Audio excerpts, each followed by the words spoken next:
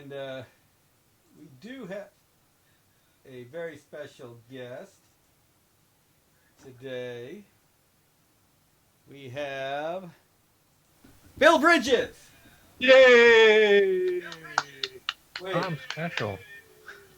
but in addition, we have the Internet Dimensional Traveler who completely messed up our stream today. Better known to his friends and family as the Pharaoh, Dr. Mobius. No, wait, it's Greg Gorden, the line developer for Torg. Another great role-playing game we all love. So how many people in chat play Torg? Hey, sound. Hey, Michael, good seeing you here. Yeah, so Torg has been a favorite for all of ours. And the benefit of being a line developer for Torg is it means you are automatically an expert on all genres of role-playing, because it incorporates all genres of role-playing. Cool. Yeah. So Greg can come in and speak authoritatively now on any topic he so desires. That's right. I can confuse you on any number of topics. That's what we're here for.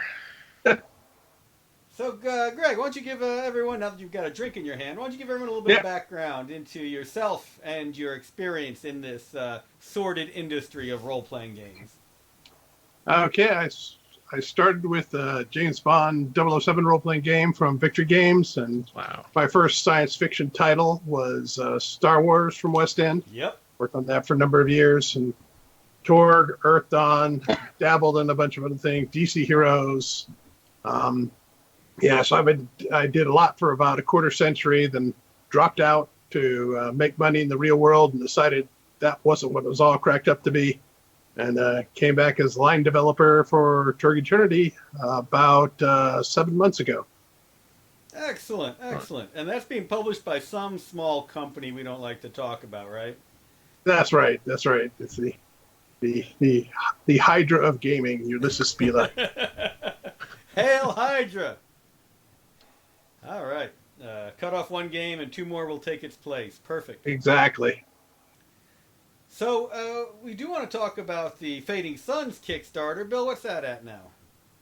Well, let me pop that up on the screen here as I'm looking at it. We're at 157,600. Well, no, 157,786 euros, or $172,546, with 969 backers and 3 hours to go. But Bill didn't like my last stretch goal idea, which is that the 175,000 euro stretch goal should be you get not only the character Robert has been creating on the Ulysses International live streams, but also the videos of these heretical musings. Otherwise, we take them down off the interwebs forevers. Bill said that sounded like extortion, and despite that, he was still opposed to the idea. So I guess we'll just have to go ahead and do a Torg crossover as the last stretch goal. I think the proper way would be say we'll never take them down unless stretch them. That works. That works. So of course, Bill and I came out of a horror background, not just a horrible background, but a horror background. And science fiction offered a lot of similarities, but a lot of new possibilities for stories and adventures. And obviously, Greg has been traveling those paths for quite a while now and come up with some great ones along the way. So let's talk a little bit about what makes for great science fiction stories. Asimov likes to talk about how when he came around with Campbell, suddenly they had to put legitimate science in intersection with legitimate stories in order to sell anything, and that was the big transition they did. We don't have that handicap. Obviously, we don't have to worry about legitimate science. Legitimate stories, the heck with those. But what does make science fiction adventure games different, and what are the elements that are very similar to, say, classic D&D or James Bond, Vampire, any of the others? Throw that out for both of you. And otherwise, I'll pontificate on it not later. Well, obviously, guns are the great equalizers, as they say. As soon as you put that kind of firepower in player characters' hands, you're in trouble. So one of the things we do in Fading Suns is try to make them a little rarer and not have them so readily accessible, but they're there because it's not sci-fi without a blaster or a laser somewhere in there. And obviously, starships, once you give them that, they're going to try to go everywhere you don't want them to go. So another thing Fading Suns did was we put out these jump routes, and the GM can control to a degree whether his players run off in that direction or this direction, because he can control what jump keys they get to a certain extent, and hence have some rough idea on this campaign where it's going to happen. That's right. I remember one of the things I think makes science fiction games different is it's harder to railroad the players. You have all these tools of communication, of travel, and so on that allow them to take it even more bizarre paths than in D&D. I mean, D&D, if you got a teleportation spell, you've been playing it for a while. First level character doesn't have a horse, so they're stuck in whatever horrible hellhole the DM sticks them in right at the beginning of the game. In Torg, you are trying to limit folks to certain settings, so obviously the idea is to have this mixed party of crazy detectives and superheroes and barbarians moving around and doing horrible things to each other. I mean, saving everybody from the evil that lurks. So, Rick, go ahead. I think one of the things that differentiates science fiction for me is how much institutional opposition you have as opposed to a singular villain. There are organizations and cults and stuff that really impact how you interact with the world, whereas in D&D there can be layered on the Zentarum or whatever, but you're mostly going after bad guy A and bad guy C. And in science fiction, you're dealing with the evil empire, you're dealing with the church, you're dealing with something that is far larger than any one person or planet usually. And so that changes how the players have to think about their role in the universe, because there's institutional memory that they have to deal with. They don't when they knock off that last vampire, because the next vampire over is not going to have any idea who they are. And in science fiction, they will.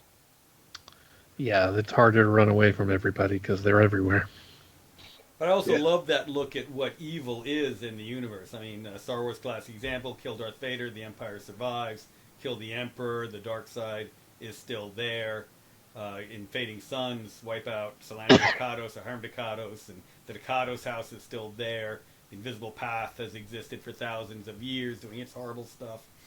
Who knows who's in charge of what now, but you wipe out the individuals, and the evils is still there, unless you have a major societal change, which is what we like to say that the Emperor is pushing for. And in Torg, to a degree, that's exactly what the heroes are trying to do.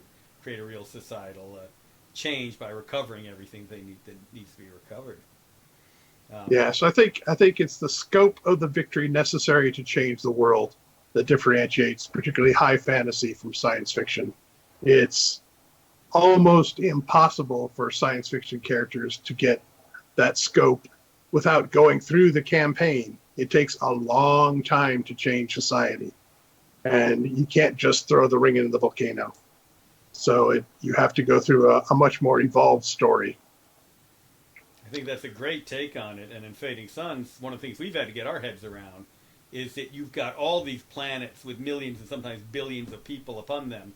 I mean, you don't have the huge population centers of the Second Republic, but you still have a lot more people out there than we even have today on Earth, even after all the collapses and wars and nastiness that has gone on. You've got these universes packed, or these worlds packed with people, and even more entrenched inertia in place.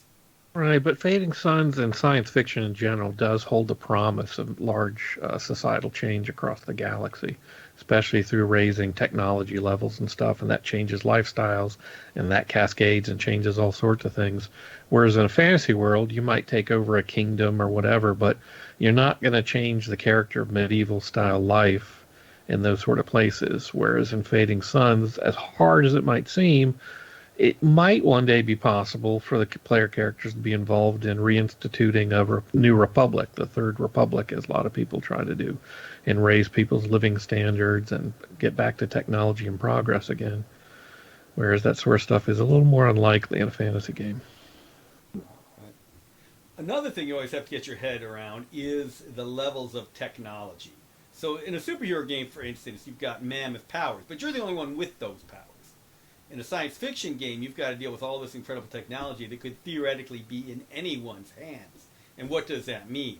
I mean, just the idea of how cell phones have destroyed the traditional detective novel and required a whole new type of mystery writing is a great example. So how do you deal with this aspect? Obviously, we've dealt with in Fading Suns by taking it out of most people's hands. Right. But it is still there as a possibility, something that players have to deal with. Mhm. Yeah, it's funny. I mean, I think it was William Gibson or somebody who commented about cyberpunk foresaw all sorts of things except the cell phone. So everybody's jacking in through wires and stuff to all sorts of things, keyboards and so on, but no one really recognized that people are going to have a phone in their pocket. Right. And it's really hard to get a getaway going with thieves and stuff when somebody's got cell phones and calling the cops or calling ahead to get more reinforcements and so on and so forth. Yeah, So of course, then you're introducing technologies of jammers and things like that also. So you can sort of imagine an arms race of, people coming up with some tech, others figuring out how to baffle it and so on and so forth. Yeah, but it's very funny that in the real world, the United States has made a huge effort to keep jammers from spreading. And it's between the corporations and the government to ensure you can't jam cell phone communications. And the FTC works very carefully to make sure those airwaves are not touched by any other technology.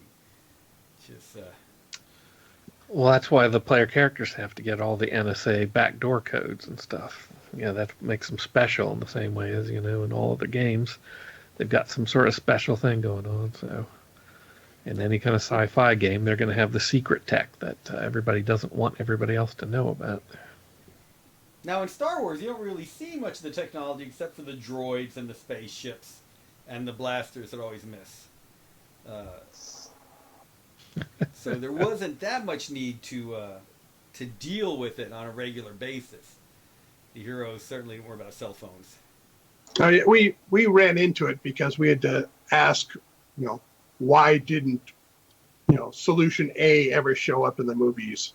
Why was it that you had, these remote agrarian planets being supplied by nothing that somehow you could still support? The planet next over is highly industrialized, yet they could borrow no technology for a backward planet, one ring in. So we couldn't solve some of the societal problems, and we just went, it's space opera. That's why. And so Star Wars, to me, that's why it lands in that science fantasy category, because it takes the science as trappings and ignores some of the effects.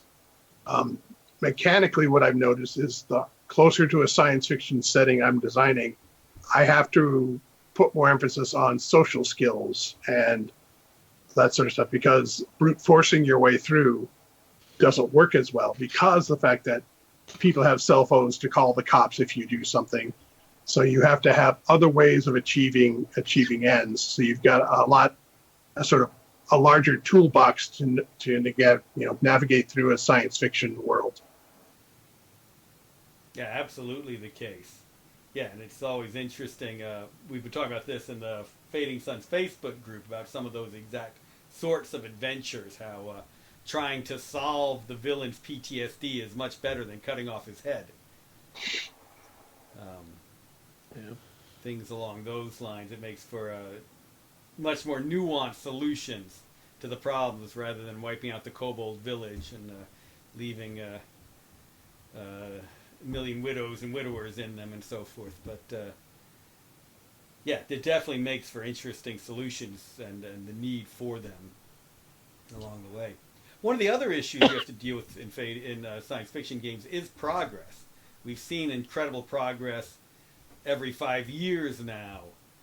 So how do science fiction games handle that problem where everything changes constantly? Well, Fading Suns did it by having an era where everything did change constantly, but then it got too crazy, too spread out, and crashed and fell. And certain interests who had an interest in it not changing were able to take control and maintain that power for the longest time up till now. Yes. So you've got the knights and empires and nobles and all that feudal scheme all over again, hiding the technology. And it's, of course, in the interest of the guilds to keep the knowledge to themselves. Otherwise, other people will be making money off it instead of them. So. And then we've got the third part of it, which kind of reflects what we've done with parts of the world, where the technology, the older technology, the technology you get from elsewhere, is so much better than anything you could create now. Why bother? Right. Go reclaim the past. Go dig through the artifacts and find the real nifty gizmos and stuff that nobody knows how to make anymore. Greg, you want to touch on the thought of progress in other settings? I think, like Traveler, the best editions of Traveler dealt with that pretty well. But one of the problems they had was the fact that you had a fallen Imperium before you who did have that better tech, and that turned it more into a sort of quest game. But at least they gave you a roadmap of how things could progress if you start pushing back towards that second Imperium. And so you could, you had to still extrapolate, but you could build out, okay, well, if they get away from the jump lanes and actually get to warp drive, it's going to start looking like this because these are the other techs that came with the package. So they must be somehow interrelated. And so you could just start imagining the worlds as they move forward. So it wasn't impossible. But I haven't seen games that do a really good job of metering progress throughout a player's character's lifespan. I would like to see some that do a better job of that. In Fading Suns, what would you say are some of the strong points of your mechanics that help you do that? Well, Fading Suns actually puts brakes on a lot of that kind of progress in a sense. Progress And is the church anti-theme for the game. This is the setting without progress. Well, I mean, there's always the hope you'll strive for it, but there's so many things getting in your way, and so that's where a lot of the struggle comes from, is trying to break through to a lot of this stuff. But right. There's also barriers, and in the new edition, there's even the church may have been right about high technology. We ourselves, in our current age, haven't yet experienced super high technology that is imagined in some science fiction and such. And Fading Suns posits that once you do get to that level, it can kind of mess with your head a bit, that you're not necessarily evolved enough to handle some of it. And we've got the certain states that technology can put you into if you're not handling it properly, and so on. Such as if you're wearing an energy shield, you might get reckless and think that you're untouchable. And so you can just jump off of buildings and stuff and think you're going to survive it, things like that. You're going to start getting kind of foolhardy. Okay. And such. So, but you have built in the feedback loop, so you'll progress, and this is why you fall back. So that to me serves that purpose, because you're kind of always going to be on that razor's edge of I'd like to go forward, but I don't want to fall off. So that to me is a way of dealing with it. So that scratches my itch there. Yes. So. It's interesting because in Numenera, I love the ability to put together little gizmos on the fly. I don't know if you played Numenera before, Greg, but then it doesn't make sense why I don't build a wonderful society out of all these little gizmos I can build on the fly. Except, same idea, you can only have a few before they start blowing each other up. So, right, you just can't fully comprehend the whole of the whole thing. That's right. On a certain level. Like Star Wars, it's interesting because everybody seems to know how to repair a starship or just hit it with a wrench or get some sort of transport going. But that's because transports in Star Wars are there to move the plot forward. So you have to have someone to be able to do that in a way. Well, let's talk about moving the plot forward. Let's talk about pacing for science fiction games. I actually feel there's a different pace to most science fiction gaming sessions than you have for fantasy or superhero and the like. So I can throw out my thesis and let you all argue it, or you all can let me know what what you think about pacing for a science fiction game.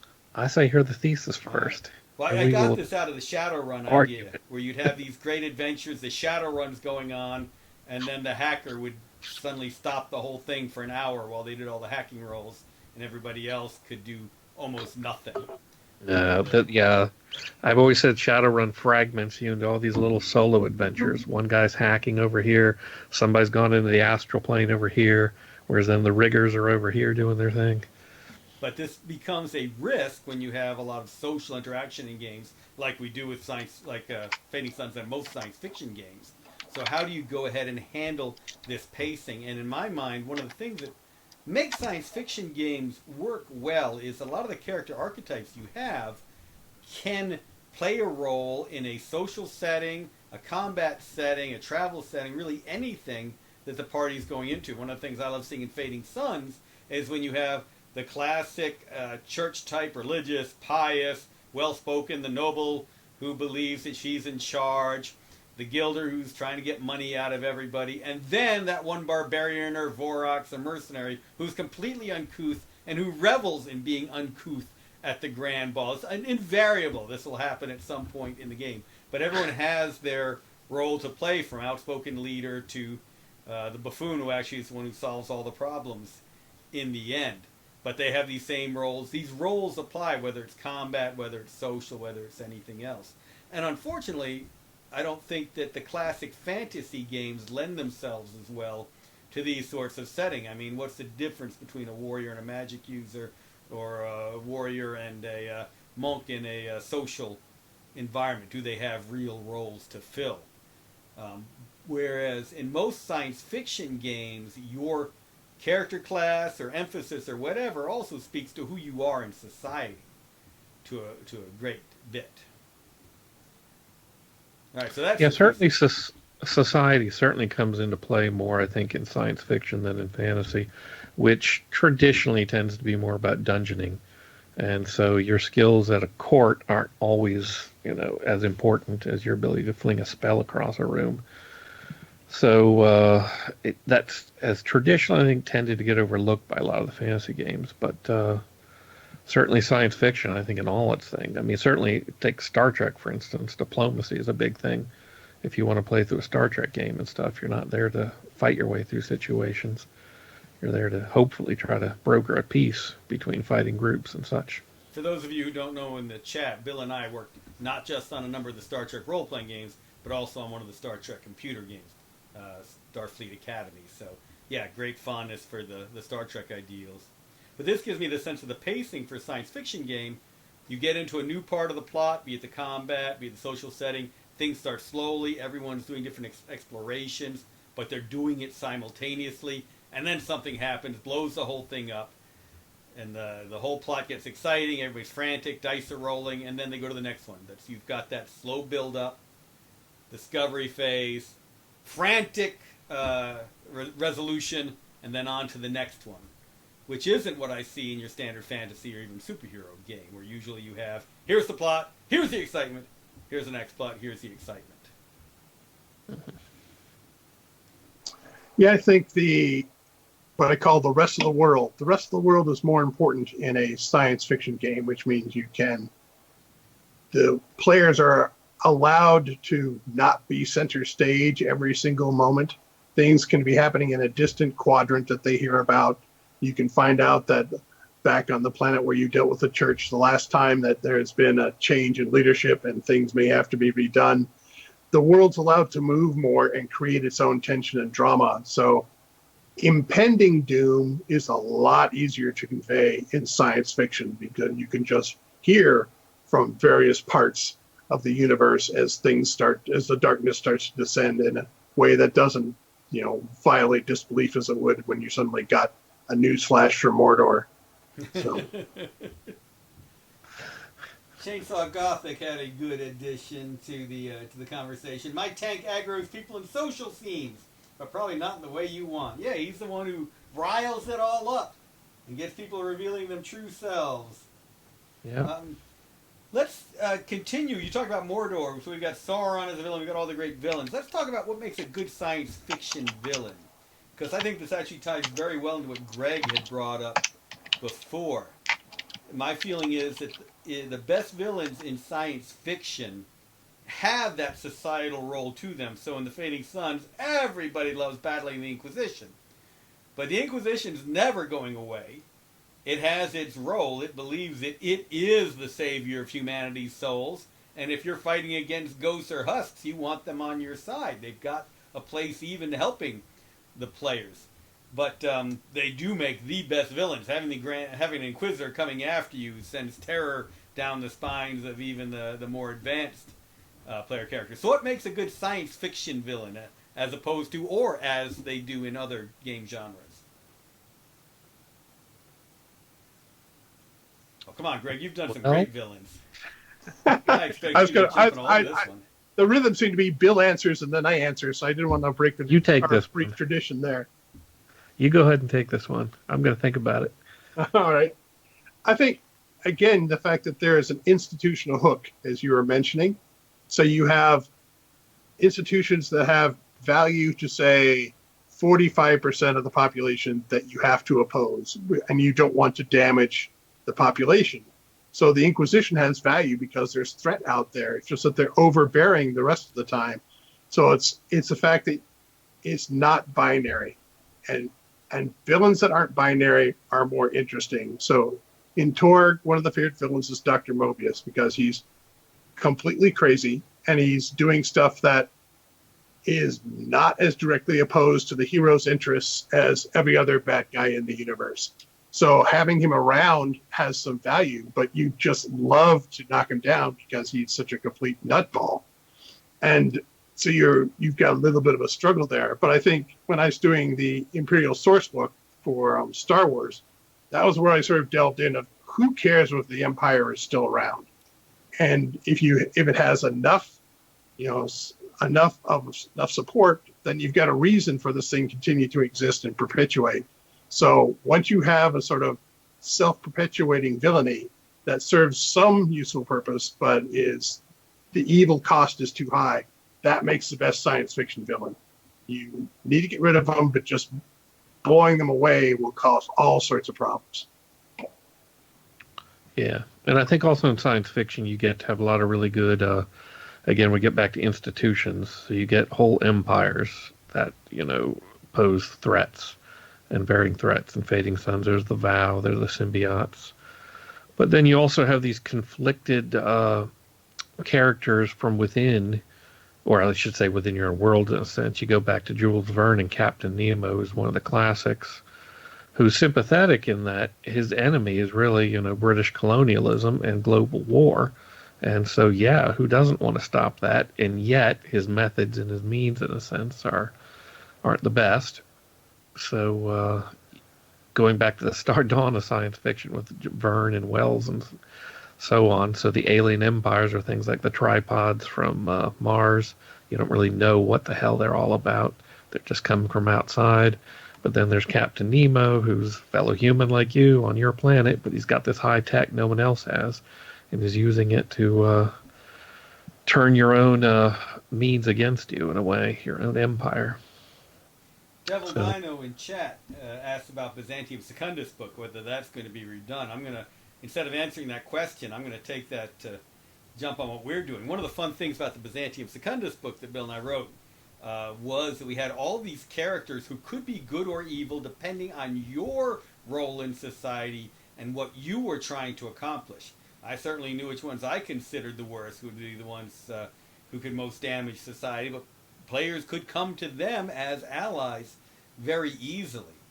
And I think that's part of the fun of science fiction characters. A demon, Orcus is evil no matter what you think. If you're a human, the Kobold Horde is evil, even though they're just trying to expand and get food and whatever from themselves. But they are going to be evil to you. The orcs the same way. On the other hand, in a good science fiction setting, good or evil depends on your actions as PCs as much as on their position already and their intention. So, yeah, there's a lot of tension too in Fading Suns with your factions because you're serving multiple masters. You're in a troop with people from other factions, and so you've got this loyalty to your friends who are with you, but each of them has loyalty to their factions. And then your missions you're doing on a troop, you might have loyalty, in a sense, or at least for that mission, to someone else. So you might be doing something for the Emperor, but then you discover that that particular mission is going to advance his cause well at the harm of, your own noble house. So, who do you choose in a sense? What do you do? Can you resolve the situation where both people come out in the end well? And, someone who was an ally in a previous adventure from your house could now be your enemy because he doesn't want you to do this. And yet, you think advancing the Emperor's cause might be more important this time around. So shifting, tides of alliances is a thing in Fading Suns. And I think you see that a lot in science fiction too. Certainly you see it in some fantasy, but it's a little more slow moving there, I think. That was certainly some of my favorite early Torg adventures, where what you were doing in a different part of the world, you could do things that might help your own part of the world, hinder your own part of the world. Were you going to go help the other realm? Were you going to go back and help your own? Where was your loyalty? Since you had this mixed party the whole time, what did you try and help first? The United States, the Nile Empire, the British. Where did you go first? Where were your loyalties? Yeah, that is fun running campaigns where, because players have roles in their own particular edge of the universe, you can create tension in just the order that you're resolving stuff in. It's not, as long as 5 out of 6 empires will survive. I'm just going to add in that I noticed the Kickstarter now needs only 24 backers till we get to 1,000. Woo! So welcome, guys. Hey, spread the word. Spread the word. Excellent. Hey, is there a Torg Kickstarter coming up soon? Nothing announced. Don't worry about it. Don't leak. It should be May. All right. We're changing the way we're doing things so things will be more ready before the Kickstarter starts, for the crowdfunding starts. And the art has all been ordered. When that comes in, we're set to go. Awesome. Nice. Very glad to hear. Yeah, and looking forward to all the fulfillment of these goodies. Michael Diamond raises a good point. Villains should see themselves in their own light as protagonists. This is something I always talked about in the vampire game. No one is the villain of their own story. Everybody is a hero of their own story, no matter how twisted that story may be. They believe that what they're doing is right through whatever world view of the moment, even if it's all from bad impulse control. Yeah, that's always a concern. How to build realistic villains that don't feel two-dimensional or even one-dimensional. And that was part of the great thing about Vader. Even before they revealed his own backstory, everyone projected all of these feelings of what he was onto him. And nobody ever saw him as two-dimensional, especially after the whole spoiler alert, Luke, I am your father bit came out. That gave Vader so much depth. That one line, I think, more than anything else. And the cool music, the cool armor, the choke, the force choke. I think that one line really made Vader a great villain right there. Mm-hmm. So let's go with that. Catchphrases. Should villains have catchphrases? And why doesn't Mobius have a catchphrase?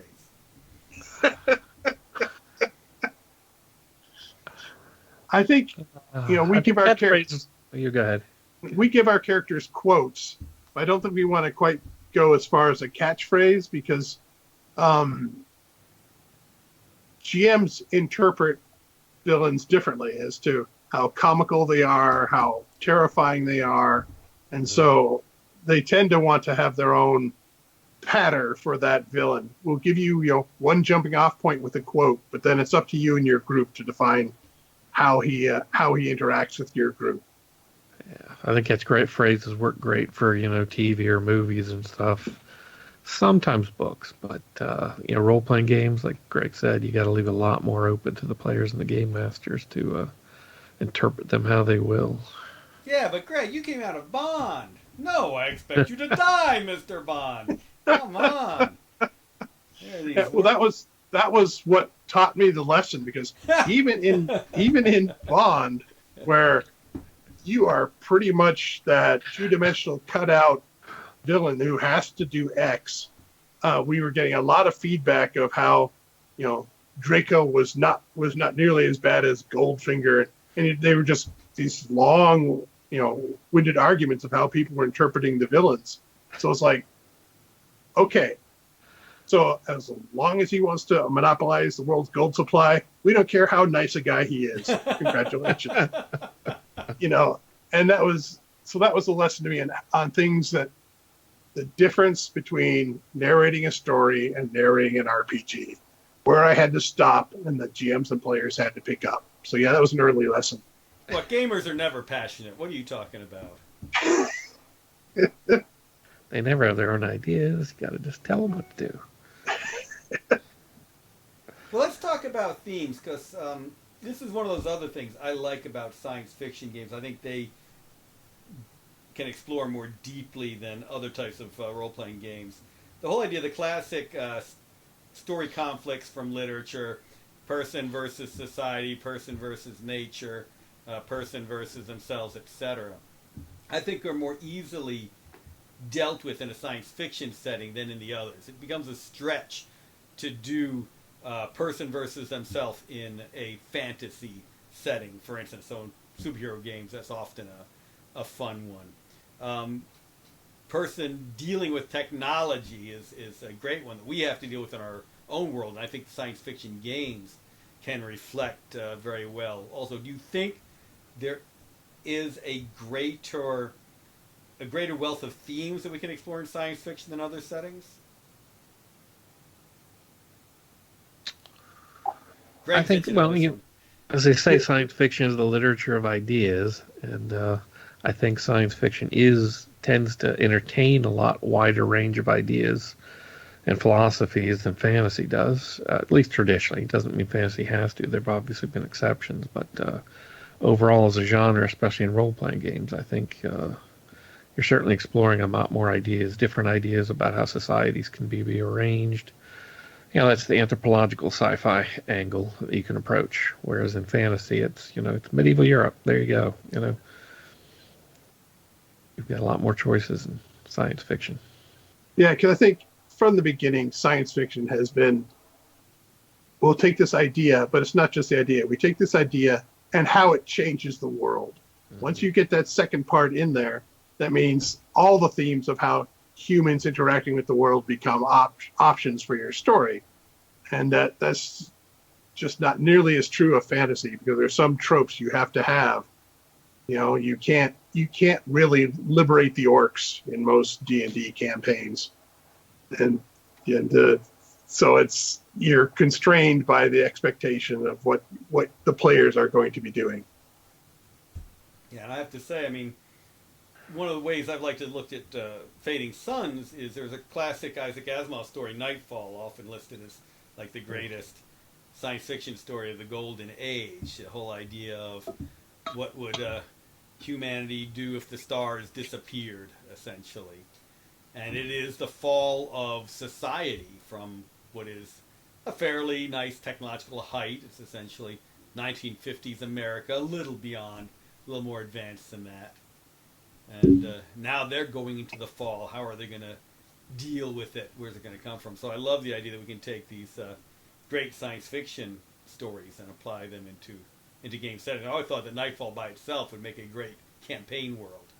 Trying to deal with that, trying to stem the fall at the same time. So let's talk about some of your favorite science fiction gaming adventures. Bill, you've written a fair number. Greg, you've written a fair number. Want to talk about them, what you think made them resonate so strongly for you? We were just talking again on the Fading Suns Facebook group. I was talking about some of the early Fading Suns games in the blasted battlefields where you had scorched radioactive parts of it, and the great scars were rent across the earth, and there were the ghosts of those who died there had to be exorcised at the same time. So you had these crazy physical obstacles like the radiation to deal with. You had the supernatural, fantastical element as well. And of course you had enemies with blasters and energy shields to deal with along the way, trying to stop you. Just this great mix of elements could be so much fun. Yeah, that's the thing. I think I'm more fascinated by all the different settings and then what you can do within them. The previous editions of Fading Suns, our basic setting was the world of Pandemonium, which is a place where the terraforming engines were starting to go crazy. And so you had all sorts of sections of the world that were changing, cataclysms and stuff, and burying things from the past that were buried were popping up in some other areas. It was all dangerous except outside of this core central city where they were able to keep the engines going and protect it. So everybody's kind of crammed in there from all sorts of different groups that wouldn't necessarily otherwise want to mix together for safety and stuff. And there's just so many different stories you can tell off of that. And then in the new edition, we moved to a different world, the barbarian world of Hargard, where now it's a culture class situation where you've got the known worlders moving in now on this place and claiming land, and then the locals there, some are, resisting, some are going for it, joining the known worlds in a sense. So whole new different situation. Greg, your thoughts on some of your favorite science fiction adventures? Keith, yeah, I still have a problem that every time I look at stuff I wrote, I wince as much as I smile. So I would say the Cyber Papacy Jim Bamber and I did was my favorite of taking an historical truth, the false papacy of Avignon, France, and then ramping it up to 11 and giving it technology to play with and having Faith explain that technology. That was let me deal with a lot of themes that I like to deal with. So that was a tremendous amount of fun. The ones I have played in, I've enjoyed some of Mongoose's Traveler Worlds, because while they're open, they have just enough of that societal impact. And so when you as a player, pretty sure you know where the campaign is going until it's not. And so I enjoy that sort of dynamism in a campaign as a player. So those are two that strike me off the top of my head. Speaking of cyber papacy, we should have had you on our chat last week. We talked about religion in science fiction. Right. You're perfect to have ranted on that one. And the Caliph in chat brings up a great point, which I agree with and should have been noting before, that in good science fiction, and it's not just old British science fiction, it's not just one idea, it's an intersection and the ramifications of different ideas coming together. Religious schisms and technology is a great example thereof. But certainly that's something we love to do in Fading Suns. And it is about those cultures clashing where the best adventures seem to come about. And that definitely is Hargard now, but Pandemonium play in the past. I enjoyed that with Ivor when you had the heretics having to deal with a very fundamentalist church, and they're trying to say, why does there only have to be one church? Wait a minute, what's going on here? That sort of idea. So I think that is a good point, not just for it makes good stories, but also good adventures. Sorry, Bill, what was that? The clash of ideas. I remember in high school we played Traveler, and we were the kind of guys who went around all over the place where the GM didn't want us to go. And one day he just had us crash land on Thieves World, because Chaosium had published this Thieves World book with rules for multiple different settings, including Traveler. And so we're wandering around Thieves World, and one of the characters, again, this is magic, could regenerate from any wound, and we wound up fighting him. And my friend got so angry we couldn't kill this guy. We went back to our ship where he had a plasma rifle and then tried to blow him up with a plasma rifle. And even that didn't work. So it was this whole clash between us and our scientific expectations, and then all this crazy magic stuff. Very cool. The Caliph also brought up the idea of the cosmic monsters, crazy creatures, and the like. One of the things about science fiction settings is, to some degree, anything is possible. This is true also in fantasy settings. So you do still have to keep some sort of internal consistency. And I think Bill froze up on us somehow. Greg's still moving on the screen. There we go. I don't know what I froze up. Can you hear me? Yep. Yeah, I think I'm having some internet issues. We had that again last week. What do you think about maintaining internal consistency within the setting for your adventures and then breaking it? Should it be broken? Should you throw internal consistency out to begin with? Where does that play a role? For me, breaking internal consistency should be a dramatic event. There should be a reason that this consistency has changed. fact, the adventure I just wrote, When Cosmos Collide, essentially says there have been these things that have been true about Torg, since 1990. And guess what? They're not completely true. So those sorts of things are fun as long as you give an explanation for them and allow players to explore the ramifications of the change. Just some games have lost me when they just sort of flip that switch and it used to be A and now it's B. I'm like, well, why? Why did this change? Well, because we like these alien powers more. Okay, fine. But I'd rather have internal consistency that is changed for dramatic reason. What about you, Bill? Well, Fading Suns has a strong internal consistency, but that's built around a ton of weird mysteries. So nobody knows the truth about everything. Everything's seen through a certain lens. So you can overthrow expectations a lot while still keeping with the whole general consistency of the whole idea of the world you're in a way, too. So that's what we try to balance those things. That kitchen sink, throw everything in it there situation. And then that Alon to Stigmata jump route closes again or something. Actually, it was the one, a mistake on the jump web map, but we'll fix it. All right, cartographer's going into the Inquisition on that one. Yeah, Excellent. yeah. All right, so My let's. fault not catching it. Oops. I saved our most important topic for that last, and I especially want Greg's input on this as the Star Wars reviewer. What about the role of robots? They're going to take our jobs. Comic relief. They're going to adventure for adventurers. They're going to take their jobs. They're going to start dungeoning instead of us. I think any sort of anthropomorphic technology is tricky to introduce into a science fiction world because you do have the question of why aren't the robots going down into the dungeons? At some point, you have to go, humans are doing this really risky stuff. That's crazy. And so you have to have a reasonable level of automation that gives you that sense of wonder without having a logical level of automation that would replace everything the adventurers are trying to do. So you have to really come up with a strong set of rules for why the robots aren't doing everything and humans are bothering to continue out into space. But you do need them because it does give you a sense of the future. It allows you to make societal changes, at least for me, that you can't do if people are still doing all these jobs. And so I want my world with 75% logical robots. That other 25% I have to concede because I don't want them doing that stuff. I want player characters or humans to have to keep doing those sorts of jobs.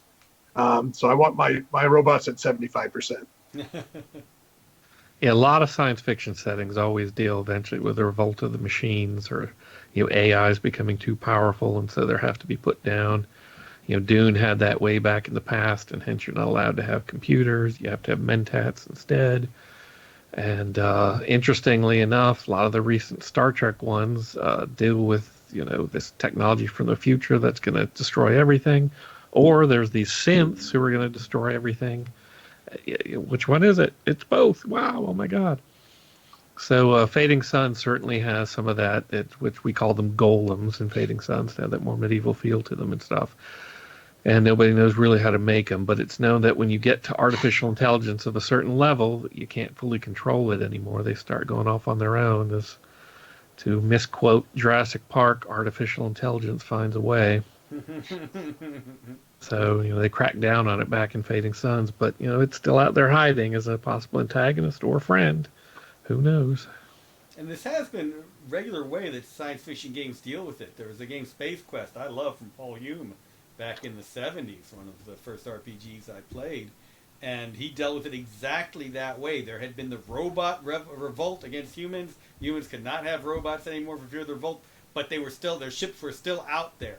And they were a constant NPC you could encounter and just destroy with no moral compunction. Just wipe out those concerned robots and be done with that. But So yes, robots are for more than just comic relief and occasional plot devices, right, Greg? Yes. So certainly they can handle that effectively as well. All right, so we've got 5 more Well, minutes. just Yes. one thing to add about the robots. They're certainly there for the theme too, where you get to ask, what is human? Where does it begin? Where does it end? And stuff. And you get into situations like Spielberg's AI, which was a Kubrick film originally that he then finished off, where you have such a darn likable kid, but he's not a kid, he's a robot. What the heck? Where do we end? Where do we begin? Once we start creating this life, are they our children, or are they some other species entirely?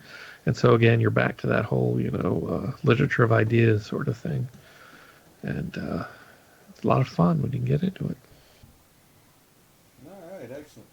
All right, so we're down to our last 5 minutes. We'll take questions in chat, and I'll throw out one more question for our panel of experts. And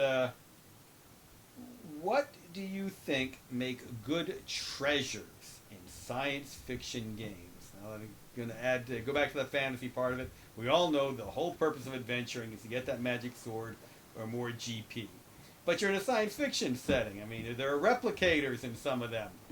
There's plenty of Firebirds. If you were in Fading Suns Noble, you'd make more money managing your fief than going around adventuring. So what is an appropriate reward at the end of a science fiction adventure? One that works for me is secrets. Secrets I like that. on somebody, secrets of how to do something. So it's something you have that other people are going to want and are less valuable if you share it. So it's a treasure as long as you hang on to it, but it doesn't have value to you.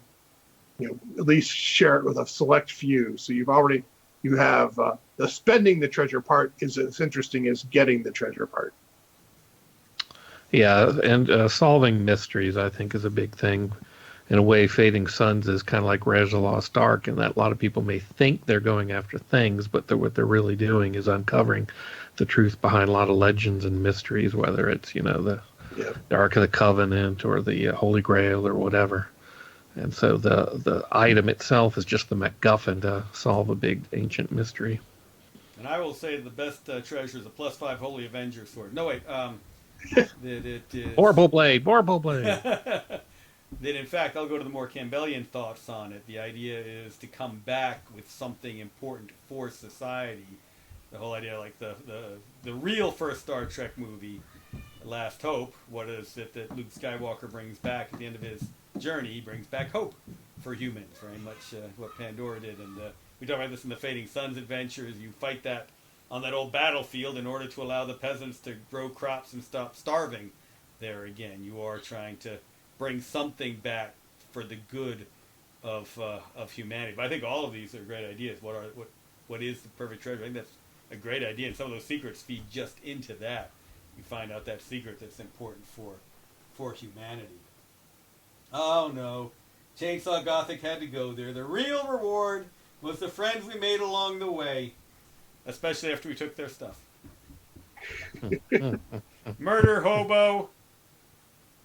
Yeah, I'm going to change you to Chainsaw Murder Hobo Gothic. Much more appropriate name. Well, thank you all very much. You're a murder hobo with Fading Suns. You're a murder noble. Oh, murder vagabond? Nope. Murder nobles and priests. All right, so Greg, give us a heads up on what's next from Torg. Next will be Tharkold, and then we're debating whether Arosh or Pan Pacific will be next after that. So we'll have that answer in about 2 weeks. And Bill, how far from 1,000 backers are you? Oh, well, let me look up right now and see how long it takes to redo. Let's see. Real time. It's still folks. giving. Oh, here we go. 979 is how many backers we've got right now. How much more time? Tick. Still 3 hours. 3 hours. 7 per hour. I feel like NPR. John, yeah. Come on, pledge, people. All right. Would you all in chat want us to keep doing these even after the Kickstarter's over? Let us know. Bill and I might keep musing. Greg, great having you back here. Great talking again. It's been way too long. Yeah, thank you for having me. I appreciate it. Yeah, really love the stuff you've been doing with Torg. Looking forward to more great things out of it. Good to have you back in the industry. Let's just say that. Oh, yeah. It's been It's been a learning experience. I've enjoyed it quite a bit. It's just like when you left. Nothing's changed. That's more like a fantasy game now. Come on. Yeah, yes. Game design is science fiction. That's absolutely true. All right, Bill. Any parting words, thoughts from the patriarch? Thanks to everyone who's pledged so far. I'm so glad we've got this thing going. This is going to be awesome. It's going to be a beautiful new edition. Can't wait to get it in your guys' hands. And Bill's just going to have to keep on working, much as he hates the thought. All right, everybody. We really appreciate you joining us. Take care, Greg, and we'll catch everyone on the fading side of the moon. Thank you.